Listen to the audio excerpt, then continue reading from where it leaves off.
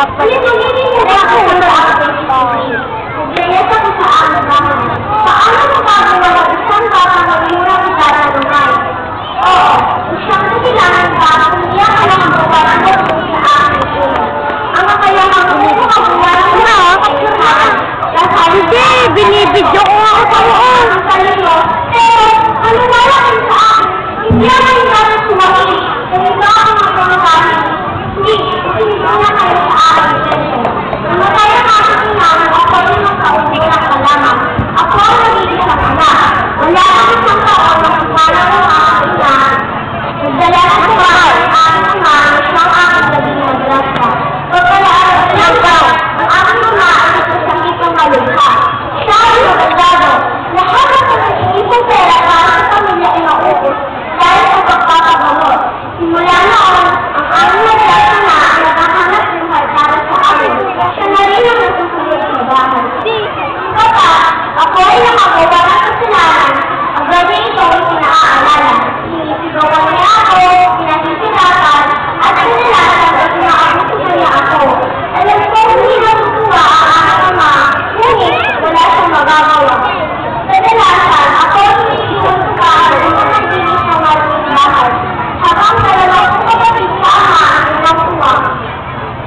Kapag sila sa sabi na, sabi ng aking madrasa, hintayin ko na silang mata. Ako ang huling kumakain ng kanilang pinagsa. Alam naman ang kanilang hanap at nangyayari. Ngunit wala siyang magagawa. Pinagkait ng aking madrasa ang madrasa na kayo lumigaya at magmahal. Habang dalawang kapatid at tuwang-tuwa. Ngayon, ako'y nagtatapos na natin lumigaya na may matapos ang nakalakalan niya. Pinakatabihin sa aking kaaralan. Lagay na sa aking mga magsalang sa akin.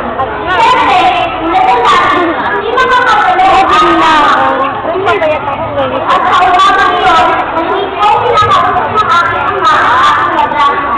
Nawa, at iyon na walang nawalan.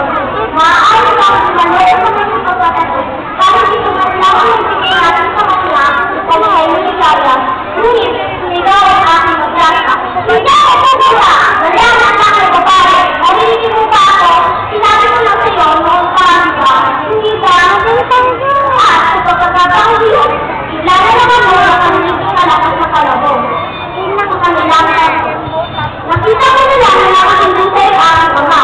Sinabakit ko yung puso, ngunit wala na ang aking ama. Iniwanan na kami. Gusto na maramdaman ang lagi kong pagkalungkotan sa kaunti. Hanggang nakabulang ate mo yun. Okay naman mo. Ako yung lamagi. Hindi ko nalaman ng bakit. Hindi ko nalaman mo ka sa kabila ng alay. At kung naisip na ang aking ama, mukha na ang isip ko. Inuha ko ang kalagyan sa tayo at nagpapalay na ito. Saan na pumapunta? Hindi ko alam. Ngunit, salamat na nalaman ko. Saan na ako makain? Alam mo, hindi pa ako pinabayaan ko sa likod dahil alam ko, hindi pa ako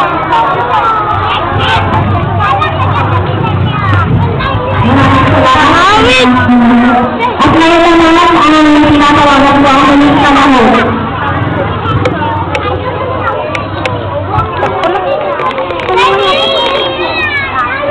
Alam mo? Alam ko.